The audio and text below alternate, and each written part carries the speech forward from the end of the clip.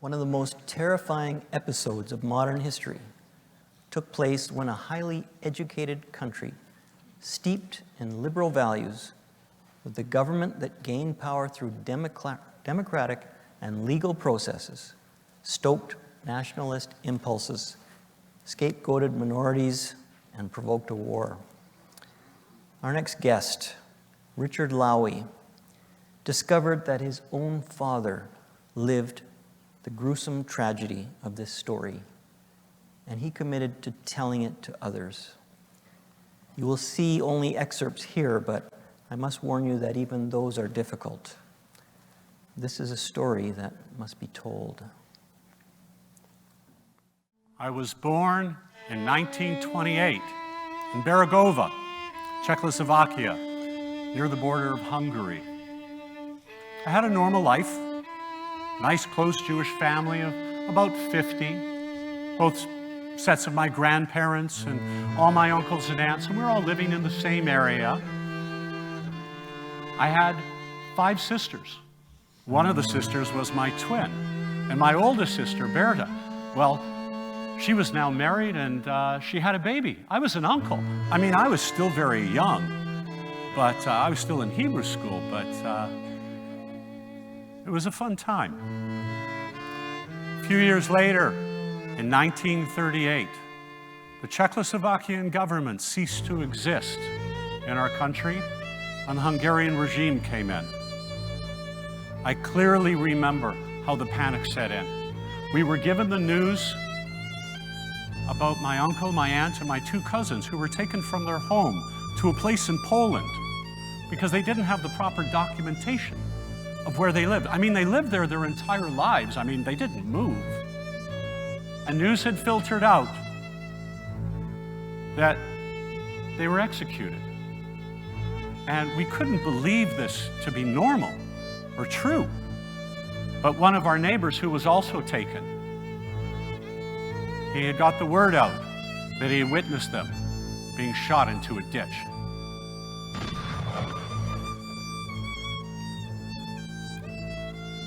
In 1944, they got to us. We were taken from our home to the brick factory. We were rounded up. We were in the brick factory for about 8 to 10 days, and then we were put on these cattle cars. 100 or more stuffed into a cattle car. We couldn't breathe. We were just all in there, and then they slammed the door shut, and we rolled on for days and nights to this destination. On the platform, we were lined up along the tracks, and there were these soldiers going up and down the tracks, and they were hollering. They were looking for Zwillinger, twins. I was taken from my parents. It was the last time I saw my family alive. I ended up in a hospital barrack, and it was a male hospital barrack, and there were a lot of people in there, and they looked like they were prisoners, and they'd been in there for years, what seemed like for years. And I followed one of them outside, and I insisted. I wanted to know what was going on here. I was just a boy. And he pointed at a chimney. And he explained to me in great detail exactly what was happening here. My parents, my sister, my nephew, they were gone in this place called Auschwitz. The following day, right away, I was taken to a different place and visited by a Dr. Mengele. Then a team of doctors that numbered many, very many. Each day it seemed for the duration of the 9 months that I was examined. Each day, different doctors with different injections that I would get, and then blood samples. Oh, the blood samples. They would do that before the needle, and then after the needle. And then in between were the injections. These I would get in my buttocks, in my fingers, in my forearm. In my spine, those hurt. And in my rib cage. And then, more blood samples. I'd seen daily as many as 50 to 100 corpses being taken from the various barracks, so I was well aware that life meant nothing here. But as twins, we were treated a little more humanely because this Dr. Mengele, he needed us for his further experiments, which were leading to internal experiments. And what I mean to say by that is where they would do autopsies on us to compare the internal parts of our bodies to our twins. I'd seen this one young male who was castrated as part of the experiment, and it was horrific. I mean, I'll never forget that scene. And I realized I was part of this program. I would stand naked in front of Dr. Mengele. And he tried to give me the appearance not to be afraid, but he was not loud, he was actually very quiet.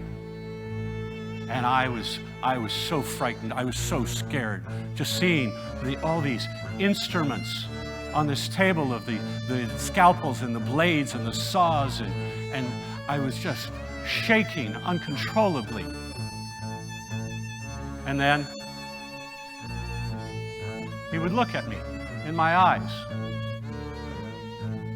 with his lamp. Once a week, I was examined by Dr. Mengele. The chimneys were for everybody, but we as a group were destined for other things that he had in mind. Only my sister and myself survived. My whole family exterminated. 8,000 Jewish people were taken from Berigova. 4 returned. 2 was my sister and I.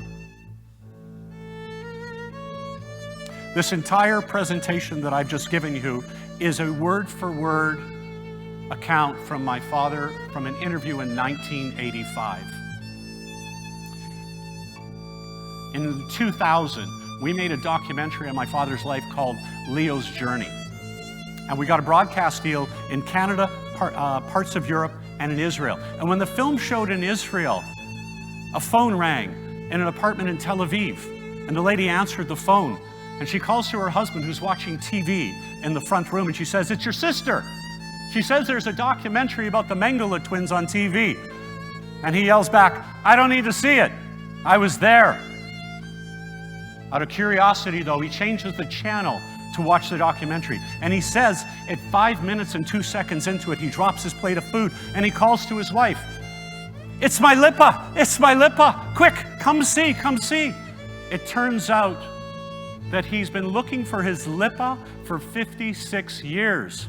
Lipeh saved his life in Auschwitz. One morning there was a roll call and the Nazi officer walked down and he picked out Kalman, Baron, out of the lineup, and he walked a little farther and he picked out Lipeh, which was my father. But Lipeh was a nickname given to my father by his grandfather. There's no way Kalman would have ever found him. In 2002, we reunited the 2 boys together. And they shared their story on national news. So hopefully, the world would be able to learn. I've chosen to deal with the burden of the painful truths of my father's story by sharing it. Though heartbreaking, the horrific implications of what my father experienced was a gift. His life and his experience is a blessing. And tonight, with all of you here, I want to share this burden. What you do with this burden and how you incorporate this into your lives, this profound understanding is up to you. The Holocaust was so long ago, there's very few survivors left to tell the story. Tonight, there is one in the audience that I know of, Rita. Where are you, Rita? Could you please stand for us? Ladies and gentlemen,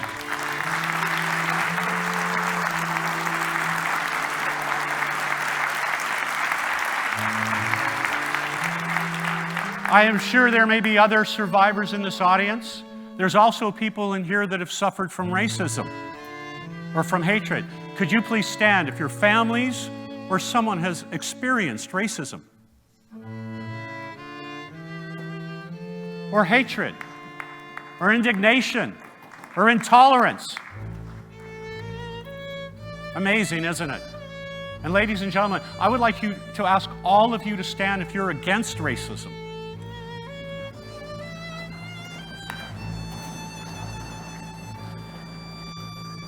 Together, we can make a difference.